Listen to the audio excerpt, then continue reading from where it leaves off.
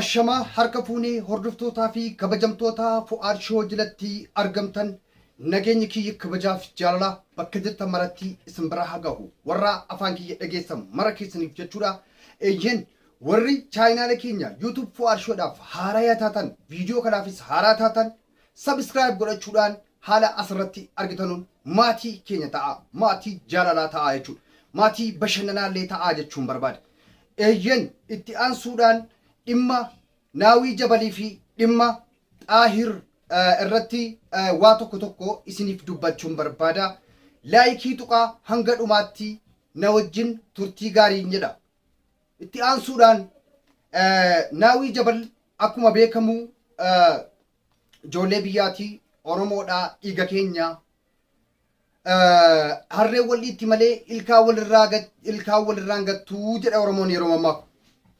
Wanti isin hubachuu qabdanu naawiin obboleessa keenya dhiiga keenya ijoollee biyya keenya maatiidha jechuudha. Waa'ee naawii jabal immoo seenaa isaa yoo barbaaddan ana bira jira jechuudha. Anatu ragaadhaaf jechuudha. Waa'ee mucaa kanaa gara boodaatti isin dhaggeeffachiisa. Xaahiris taanaan immoo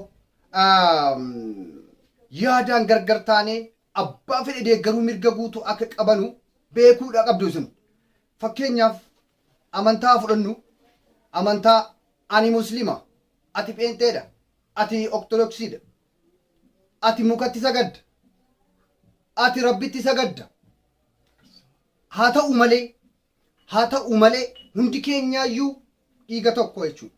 Mirga walii kabajne, wal jaallanne, wal eebbifne, waliif gaddine, waliif gammanneetuyyuu Itoophiyaawii jedhamne jechuudha akkanatti yookaan immoo Oromoo jedhamne jechuudha.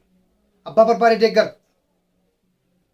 Sirna aadaa Oromootiin, sirna abbaa gadaatiin amantaadhaan nama jechuun hin jiru. Dimookiraasiidha jechuudha. Nutis kan ilaalaa baane kiristaanas yoo ta'e waliin nyaanne waliin dhugna. Waan dhorkamne qofa irraa wal dhorkina jechuudha. Jarris immoo waan taane nutti kennan jechuudha. Amantaa keenya nuuf kabajanii naanin hagana wajjin jiraanne jechuudha. Kun fakkeenya tokko wantan isiniif kaaseef siyaasa jechuun tapha jechuudha. Tapha kubbaa miilaa meedaa kuwaasii gidduu taphatamu tokkodha jechuudha. Namni kubbaa miilaa taphachuuf meedaa walakkaa seenee wal cabsa, wal dhiita, miila qixxeetti wal cabsa jechuudha. Garuu garaa walittiin jabaatan. Mee kubbaa miilaa fakkeenya fudhaa. Yeroo jarri taphatanu akka xalaataatti wal dhiitu jechuudha. Akka xalaataatti wal dhiitu. Yeroo meedaadhaa bahan garuu nagaadha jechuudha. Achi keessattis nagaa ta'u haaloon kubbaa miilaa sana dirree kubbaa miilaa sana keessatti yookaan dhimma kubbaa miilaa sana keessatti uumameef gabbahee namni wal tuqu hin jiru jechuudha. Dhiifama namni wal tuqu hin jiru. Fakkeenya beekaan dura bu'eetan fakkeenya isiniif kaasaa jira jechuudha. Waa'ee naawii har'a gadhiisee ana akka kubataa kootti suuraa isa gadhiisi jennaan namni baay'een jala deemee gariin kan bal'isee yaaduu danda'u argaan jira. Koomentii keessan baay'ee jechuudha. Feesbuuka keenya jalatti. Asirrattis immoo yaada keessan akka naa keessan nan barbaada jechuudha. Koomentii yuutuuba jalatti jechuudha. Baay'een keessan immoo itti gammadaa akka jirtanudha jechuudha. Kun wama gammadamuus miti jechuudha. Fakkeenyaaf istaadiyoomii guutuu keessatti taphatamu tokko deeggartoonni garasii deeggaran kan asii deeggaran gaafa taphataan tokko miilli isaa cabe hundatu imimmaan buusee booha jechuudha. Akkasii siyaasa jechuudha. Jibbaa walii hin qabu. Yaadaan adda adda ta'e jechuudha. Akkuma amantaati yoo barbaade beekte yoo barbaade maal ta'u. Fakkeenya kanas fudhaa yoo barbaadanis jechuudha. Ani muslima. Sababa muslima ta'eef nan jibbanu jechuudha.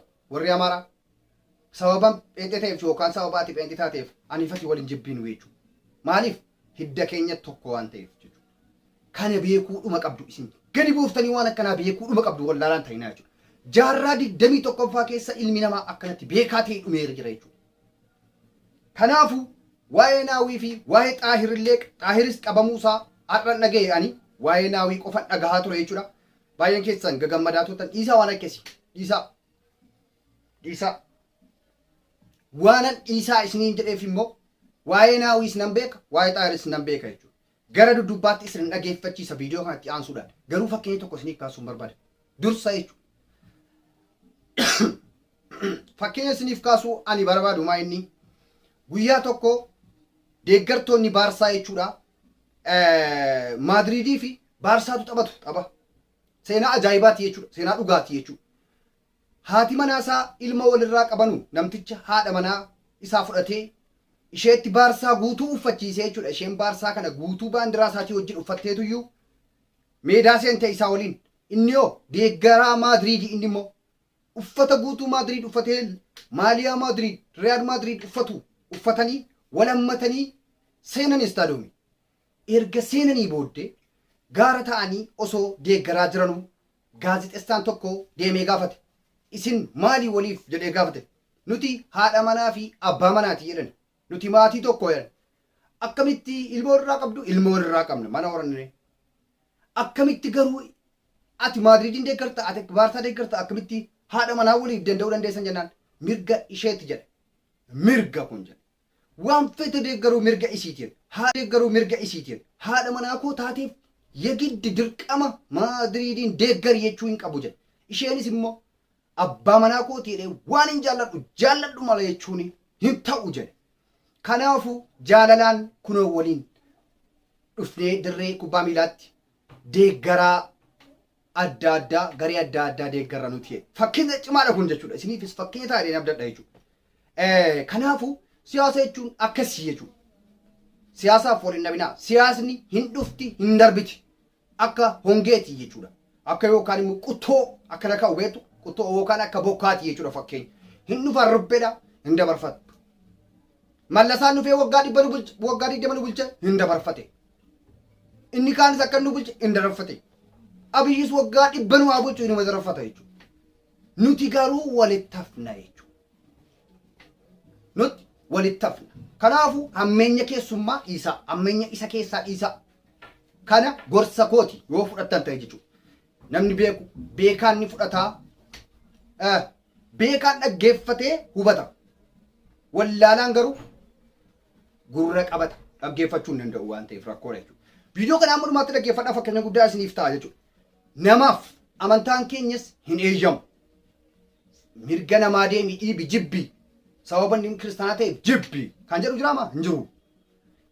Kanatu nurraa eegama akka amantaattis akka paartii badhaadhaattis immoo badhaadhinni gammadi hin jedhu rakkoo namaa du'a namaa gammadi jedhama hin jedhus jechuudha. Kanaafuu hamma ta'e amantaan keenyas maal jedha ofitti qabiitii yoo dandeesse amansiisiidha malee giddisiisiin hin jiru. Jibbiin hin jiru. Xireeffadhuun hin jiru. Kanaafuu laayikii tuquu hin dagatinaa. Itti aansuudhaan waa'ee naawwii waa tokko dubbachuun barbaada. Kana sababeeffadhe jechuudha. Waggaa hadhaa jechuudha. Guyyaa anna rakkoon akkas narra gahee ture hundi keessanuu kan gurraa qabdanidha jechuudha. Oromoo wallaalee hin jiru. Namni afaan koo dhaga'u jechuudha. Rakkoo akkasii keessa akkan ture naawwii jabal kun bilbilaan bilbileetu nagaafataa ture jechuudha. Nagaafachuu qofa osoo hin taane mucaan kun shamarran hojjettee argatte dhiirrisuu baay'ee hojjettee argatu rakkoodha jechuudha. Naawwii jabalii fi naa'if hiriyaasaa jechuudha. Suud Arabiyaa keessaa jechuudha. Suud Arabiyaa keessaa ilmoo namaa jara lamaan qofan galateeffadhe maal jettu jechuudha. Yeroo sanatti jechuudha. Maaliif ilma namaa gaafa rakkoof gaafa gaddaa gaafa gammachuuti kan itti ilma namaa kana namummaa isaa bartu jechuudha. Gaafa rakkattu kan ijaan silaales adda baafatta firaaf alagaa adda baafatta jechuudha. Naawwii jabal ani deeggaraa nama biraati. Deeggaraa badhaadhinaati. Inni eenyuun deeggara? Inni immoo deeggaraa jira kaanitti akka abbaa fedhe deeggara jechuudha. Garuu aniif inni maani obbolummaan keenya hin banne jechuudha.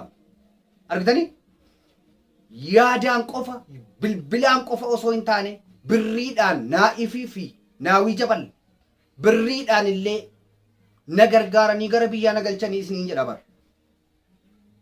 Wallaahi yeroon akkana isin jedhu kakadheen isin jedha. Wallaahi billaahi jechuudha. Suud Arabiyaa keessa namni gargaarsa nagar gaarii gara biyya akan galuuf nagar gaaraa ture rakkoo sana keessa jira kana lamaan argeessu dura biyya keessa ilmoo namaa maaliif sammuu bal'achuun akkana gaariidha jechuudha maaliif amma nama biraan deeggaree malee obbolummaa koo hin beeka jechuudha dhiigummaa koo hin beeka jechuudha isinis akkuma sana jechuudha abbaa fedhee waan barbaade jechuu danda'a obbolummaa isaa immoo dagatina wanti hundi ni darba akka bokkaati isiniin jedheera jechuudha kana hubachuu qabdu bishaan darbaa sin nyaatiin jedha Oromoo yeroo ammaa bishaan darbaa sin nyaatu wanti darbu tokko namaa wal sin buusin bishaan darbu dhaabadhuu dabarsi maal kanaafu kana hubachuu qabdu jechuudha ijoollee kana lamaan baay'een galateeffadha jechuudha xaahiriinis immoo keessaa daawwalee inni bar sababa dabbaa barbaade deeggaruuf takkaata killee jibbaa tokko naaf hin qabu naan taphataa oolaa argaartu achirratti jechuudha anis immoo akkasittiin amana jechuudha anis sammuu akkasitti amanu waanan qabuuf jarris ni beeku kanallee jechuudha jarris ni beeku anillee ni beekaan jechuudha kanaafu jibbaa isa kana isaa rabbiidhaati rabbiin isin jaallatu namni isin jaallatu maal ta'u ijoollee suudiitii fi hamma dandeenyu sagalee ta'uu qabna dirqama hin sobu bor mucaan kun ilaameef nama beekuudha nama guddaadha yaada nama yaada guddaa qabuudha naawu jechuudha bori akkana obboleessa koo itti gorkisee nama sirreessuu danda'udha jechuudha nama sirreessuu danda'udha malee hammeenyaan itti siqootoo hin taane jaalalaan itti siquutu caala ilma namaatti jechuudha kamiifuu ilma namaatiif kayruma hawwiyatii wanti beeku abdadu kiristaanas ta'e musliimas ta'u hundi kee kan sagalee godhatu namaaf gaarii ta'ii darbi guyyaa inni itti si fayyadu hin beektu jechuudha guyyaa eeggata malee namaaf gaarii ta'uun ofumaa keef jechuudha kanaafuu kun ergaa guddaa isiniif taa'edheen abdii qaba hundi keessan subscribe godhachuudhaan maatii obboleessa keessan obbo Nayemar Fuad ta'a laayikii tontuqin keessaan bayinaa sheer illee waliif godhaa waasaappiidhaan himuudhaan waan adda addaatiin galatoomaa halkan gaarii